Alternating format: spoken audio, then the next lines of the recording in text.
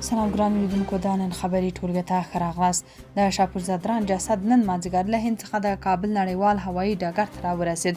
د افغانستان ملي اتل جنازه د کابل په هوایي ډګر کې د افغانستان کرکټ پخواني او اوسنیو ملي لوبغاړو، ورزشکارانو او ګڼو عام افغانانو له لوري په خورا درنښت او ژړغونو سترګو بدرګه شوه.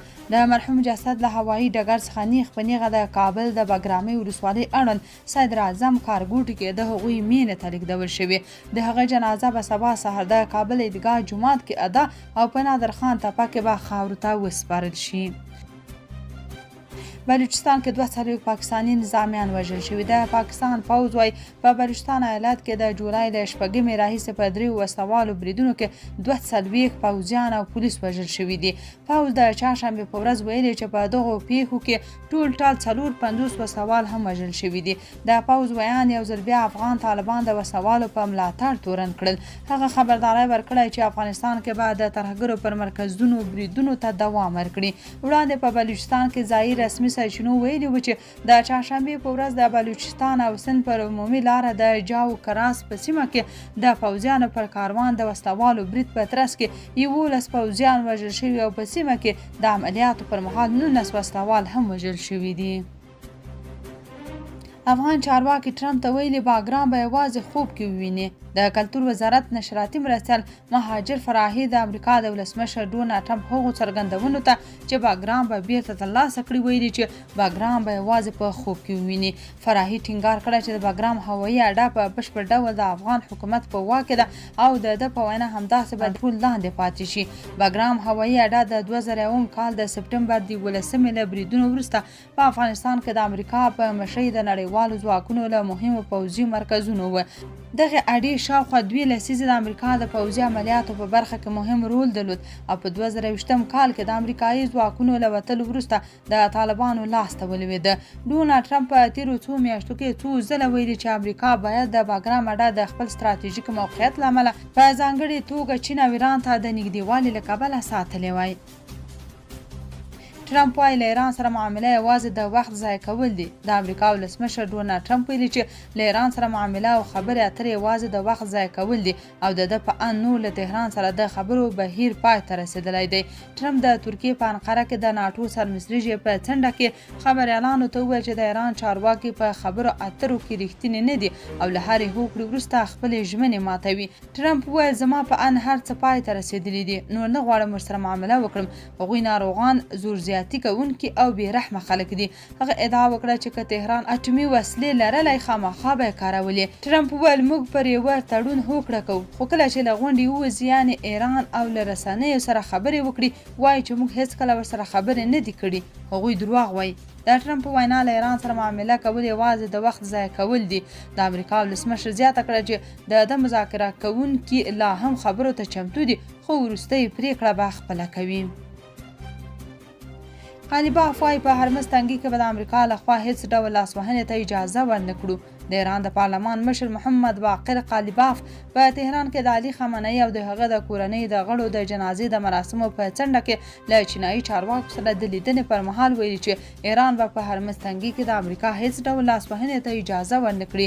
قالیباف زیاته کړي اسرائیل هڅه کوي چې له امریکا سره زموږ تفاهم ګډوډ کړي، خو په سیمه کې د ایران د مخنیوي ځواک به د دوی لخوا د جګړې بیا پیلولو مخه ونیسي.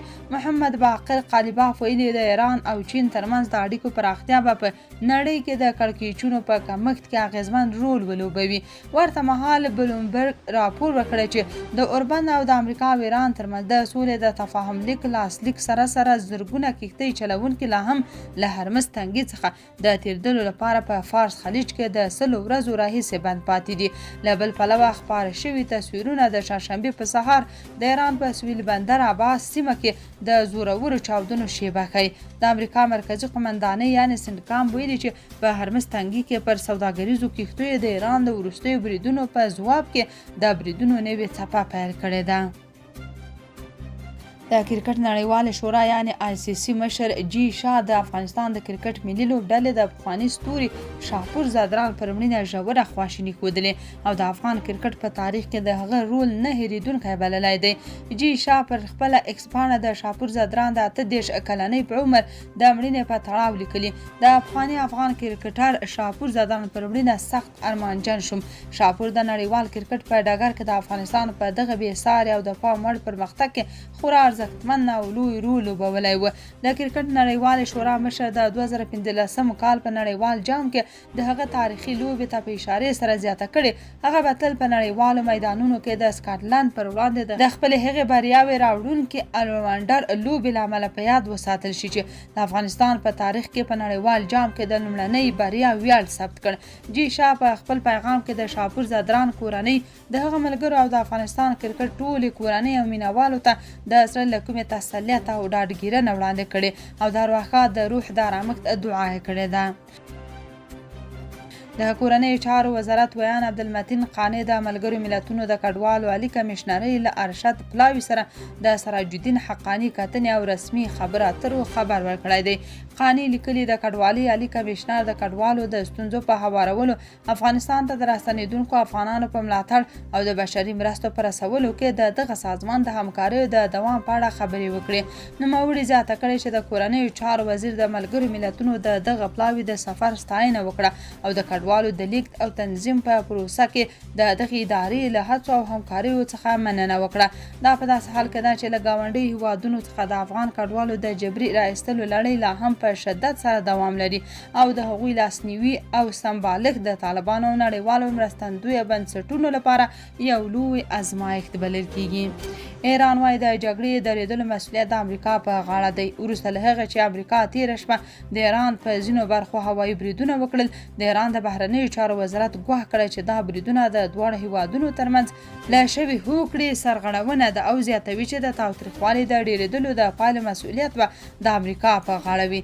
د ایران د بهرنیو چارو وزارت په خپره شوې خبرپاڼه کې منلي چې امریکا د ایران په سویلي سواحلو کې د چاڼ او څارنې پر ځینو تاسیساتو بریدونه کړي دي. بلخوا راپورونه وایي چې ایران د امریکا د بریدونو په غبرګون کې بحرین او کویټ کې پر ځینو تاسیساتو بریدونه کړي دي. د قطر د بهرنیو چارو وزارت د ایران یاد بریدونه غندلي او دا د دواړو هیوادونو پر حاکمیت تیری بللی دی. د ناټو سرمنشي هم په انقره کې رسنیو سره په خبرو کې پر ایران د امریکا د تازه بریدونو دفاع کړې، ویلي دي چې د رامنځته شوو حالاتو له مخې دا بریدونه اړین وو.